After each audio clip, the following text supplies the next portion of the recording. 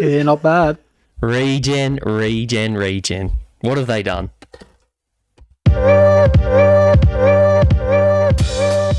G'day everyone, welcome back to another Shady Casters catch-up. I'm Harry, joining me of course, Holly One Tapper. Hey, how you going? It's good to be back. We're back. How are you, big fella? Yeah, I'm doing well. Doing well. Got a lot on me plate at the moment, but it's good to be back. Trolls. Just bloody trolls. Too many That's what trolls. I've been doing. Rightio. There's a little giveaway for what's going on today. Yes, it is a big giveaway for what's going on today. As the thumbnail will probably point out, the big talking point for today, our Shady Grey segment, which is probably the one that we enjoy the most, but Regen, good lordy, Games Workshop, what have you done? What have they done? Bloody hell. And the Filth of Fluff. We like looking at random tournaments, particularly around Australia, but also the world. So we're going to hopefully stitch Aaron up with another random tournament list. So, Regen. So, I put up some clippets. Just for those new out there, just joining the game, I wanted to go back and just have a quick look at the history of Regen and how it evolved quickly, potentially slowly for some people, in the old world.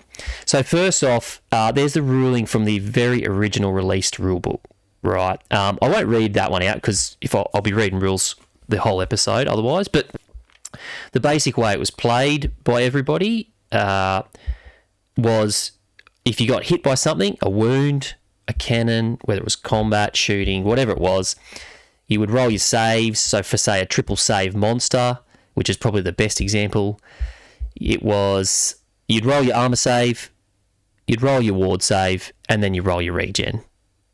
And then multi-wounds and stuff would come after that. So it was just an extra save, right? How most people intended it to be. Then came the sort of first major update, which was the FAQ 1.5.1 from Games Workshop, which altered the regen significantly. And again, without boring everyone with that wording there, you can read it on the screen, obviously, but the rewording of it basically indicated that you would roll the regen save very last. So in the scenario we gave, like a multi-wound, something would do a multi-wound to, say, a triple save monster.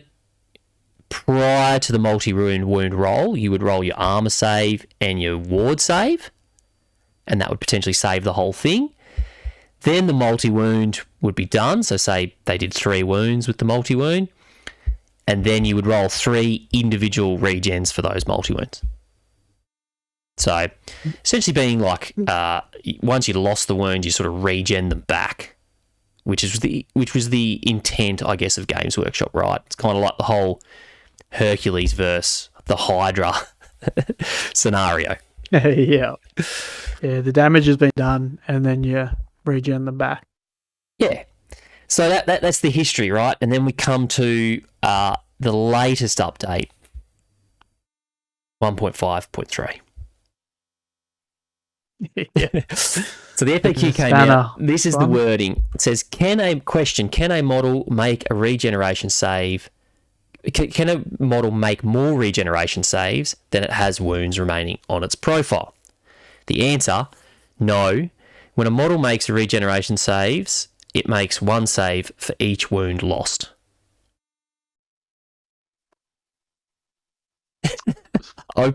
Shady Grey.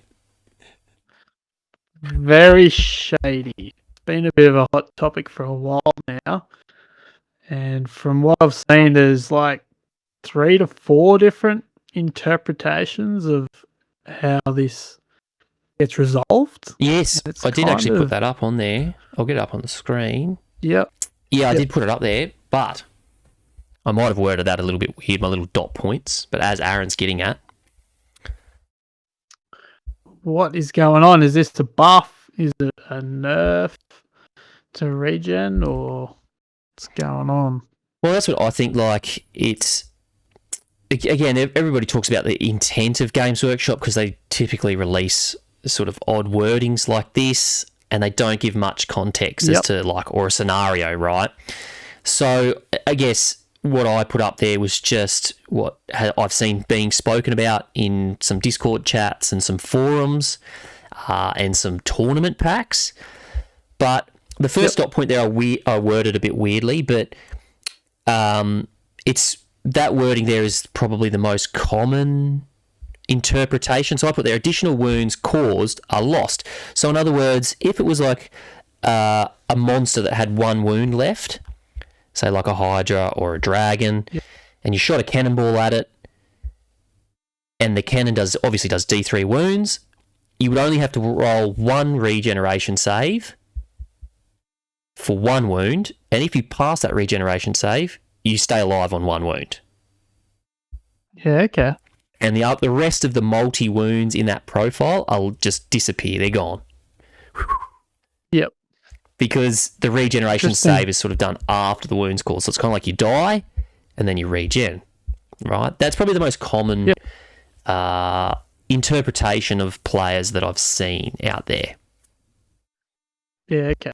Because, well, you can't lose more wounds. I guess if you reduce to 0 wounds, that makes weird. Yeah, and that's what I mean. Like, it doesn't say you can't lose more wounds in this ruling. I guess maybe the rule book says that. I don't know. The other interpretation then, which goes sort of on the other side, it's like if you're on the other side of the fence, almost the complete opposite. It's the additional wounds caused can't be saved. Oh, sorry, I've got my wordings around the other way. So what I meant by the first point, I've just got my wordings. Sorry, guys. I knew what I was talking about. But in the second one, same scenario, you got one wound left. Yep. You get hit with a cannonball that does, let's say, 3 wounds. You're pretty much dead because you're only allowed 1 regen. Yeah. And you take the 3 other. You take the 3 other wounds auto. Yeah, without saving them because so that's another interpretation that's getting around, which fair enough. One could be looked at as like a massive buff for regen because all of a sudden you're just removing multi-wounds in certain scenarios. Yeah.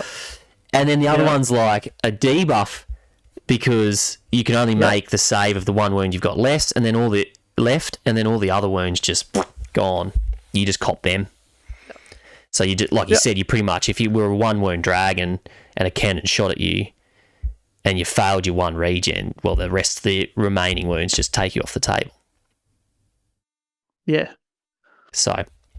Fair enough. So, but then the way that I'm not on either of those fences. I'm leaning more towards, which is probably, I think, how we've been playing it, is you take your armor, you take your ward, but then I think this is targeted at multi-wound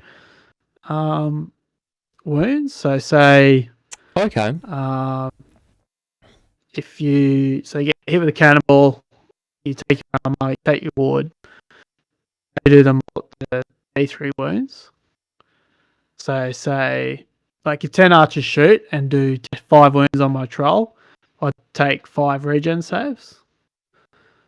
But if I get hit with a cannonball, I'd say I only have to make 1 regen save against that multi-wound. I don't know.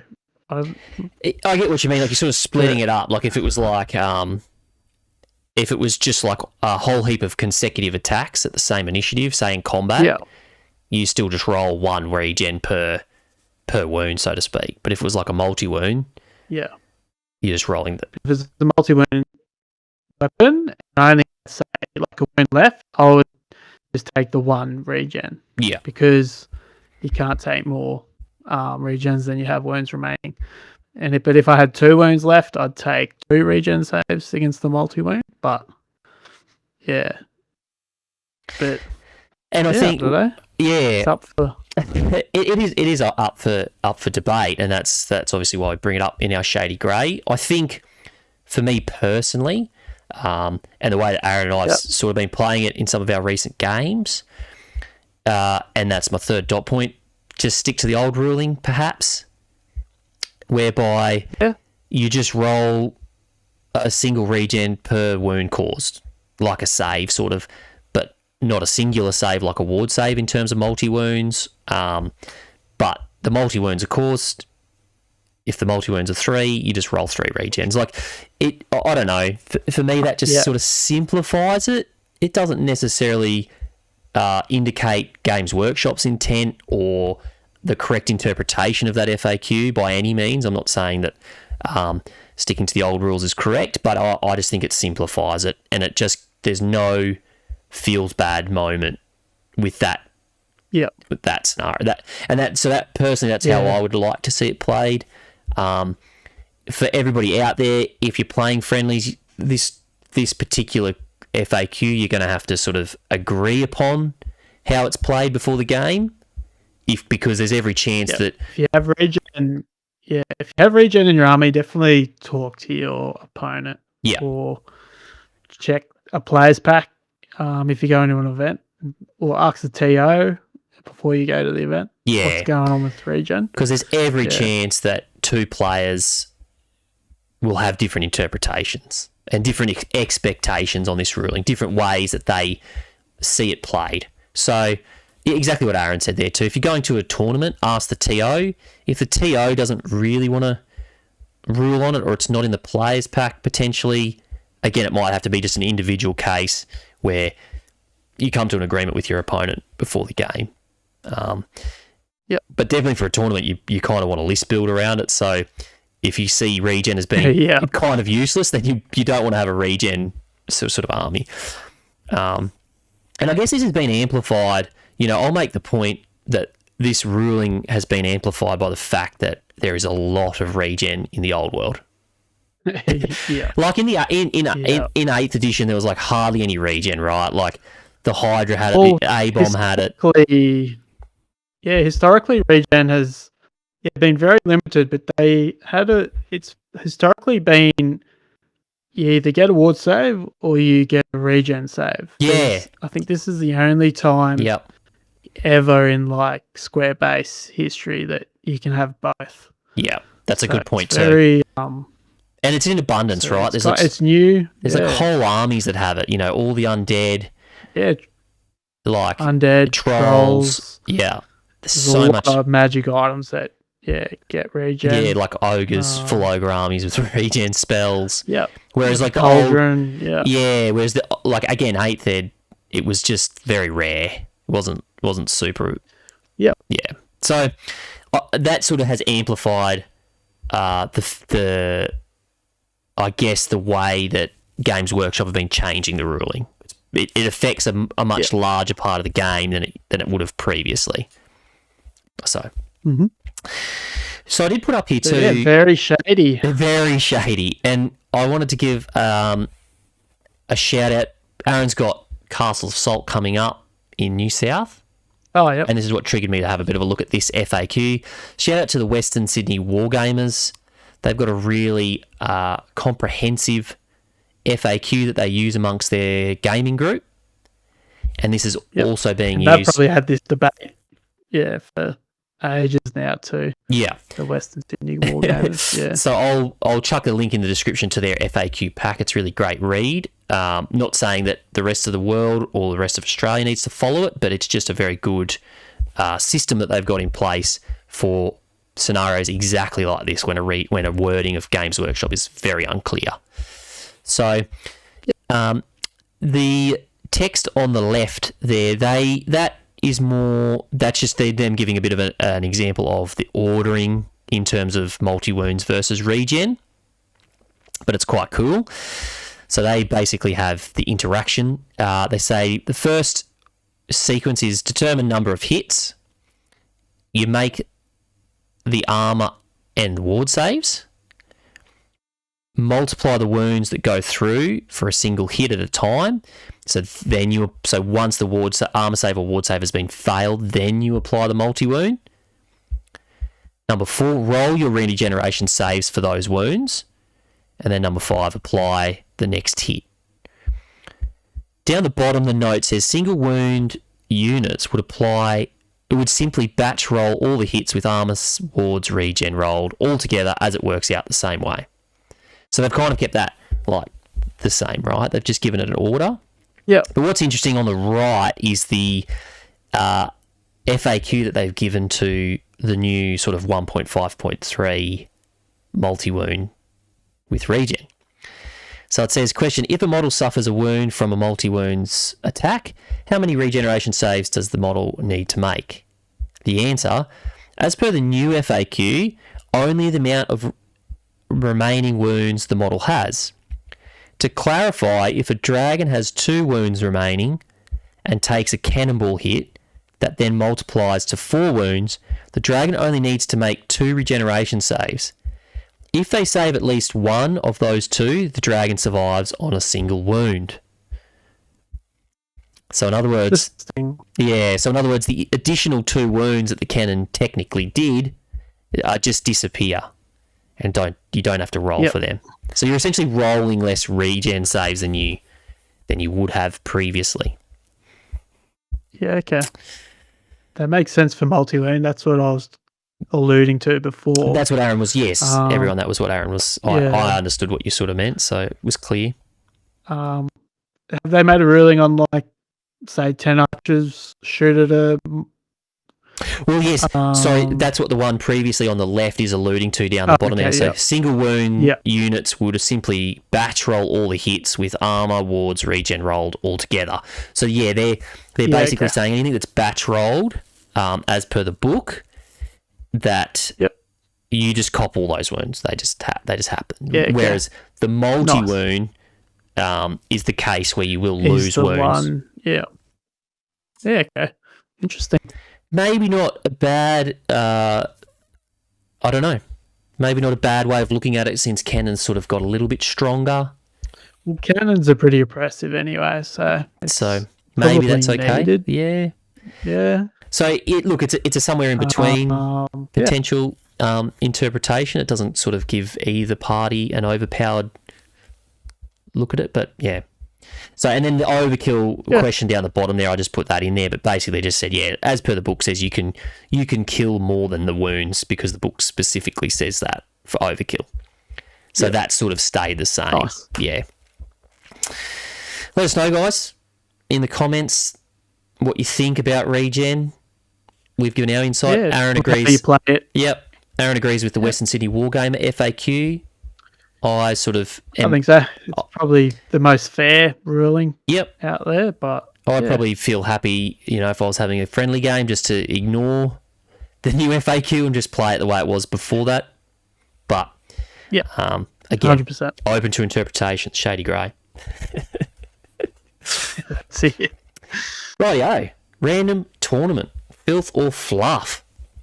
So this one, Here we go. Here we go. I've found an Orc and Goblin list that was at a recent tournament. I'll quickly run through it. Okay. So the typical black war boss on the Wyvern.